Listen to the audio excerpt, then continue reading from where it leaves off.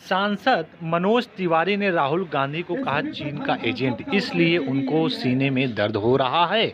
मनोज तिवारी अखिल भारतीय ब्राह्मण एकता परिषद के कार्यक्रम में भाग लेने आए थे। धर्म संसद के आयोजन में पूर्वांचल के कई जिलों से लोग शामिल हुए थे। इस कार्यक्रम में पूर्वी दिल्ली के सांसद मनोज तिवारी सोमवार को ऋषिकुल ब्रह्मचार्य आश्रम शिवपुर में अखिल भारतीय ब्राह्मण एकता परिषद के कार्यक्रम धर्म संसद में शामिल होने पहुंचे, जहां उन्होंने राहुल गांधी पर जुबानी हमला बोलते हुए उन्हें चीन का एजेंट तक करार दे दिया। चीनी सेना अगर सीमा से वापस जा रही है तो उनके सीने में क्यों दर्द हो रहा है? बीजेपी की सरकार किसानों से हमेशा बातचीत को तैयार है। किसानों के मुद्दे पर मनोज तिवारी ने कहा 11 बार मीटिंग हो चुकी है, 12वीं बार का इंतजार है। जब एक बार कहा गया है कि जिसको कानून मानना है माने, नहीं तो मत माने, किसी से कोई जबरदस्ती नहीं है।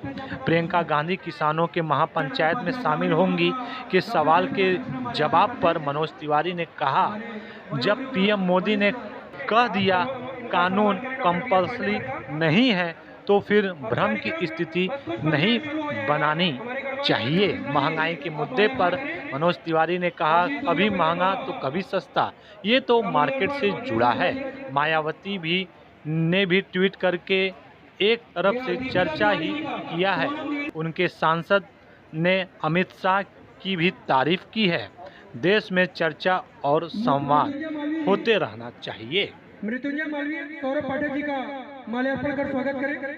विष्णु पांडे से निवेदन है कि कमलेश झा जी का माल्यार्पण करें। विष्णु पांडे जी, कमलेश झा जी का माल्यार्पण करें। ये जब भगवान परशुराम की हम चर्चा करते हैं तो अन्याय के खिलाफ खड़े होने वाले, महिलाओं की रक्षा में हर सब के लिए, समाज के साथ जब भी अन्याय हुआ कोई खड़ा हुआ, ऐसे हमारे बहुत महापुरुष हैं। ऐसे भगवान परशुराम की सारी बातों को ध्यान में रखते हुए हमें समाज को शक्ति प्रदान करना है ताकि देश मजबूत। तिवारी जी, 2.5 महीने से लगभग देश का अन्नदाता सड़कों पर है, आंदोलन कर रहा है, क्यों नहीं बात बन रही है सरकार से? अभी 11 मीटिंग हो गई, 12वीं के इंतजार बा। तो खाली मीटिंग के दौर अब कहाँ कल जाओ, जब कुछ वो लोग बताते नहीं किए कि समस्या का बा, तो हम सभी को बड़ी चिंतित हैं हम सब। और हम प्रार्थना करते हैं कि प्रधानमंत्री ही नीति बना रहे हैं, वही संसद में पास हुआ, वही कह रहे हैं कि भैया तुमको मानना है तो मानो, नहीं मानना है मत मानो, तो फिर तो कोई समस्या ही नहीं रह गई। पेट्रोल की मूल्य वृद्धि पे मायावती जी ने भी ट्वीट किया है कि करना ही चाहिए चर्चा भी। मायावती जी के सांसद ने अमित शाह की तारीफ की ना, तो आगे चलते रहिए, बहुत कुछ अच्छा होगा। ये चीन वाला क्वेश्चन अभी कट गया था। राहुल गांधी ने ट्वीट किया कि सरकार को जो करना चाहिए था वो नहीं की सरकार। अगर चीन की सेना वापस जा रही है, फिर भी अगर भारत में किसी को दर्द हो रहा हो, तो आप समझ लीजिए वो किसका एजेंट है। किसके लिए कह रहे हैं बात? पेट्रोल और डीजल। अब भाई राहुल गांधी जी की बात हो रही है।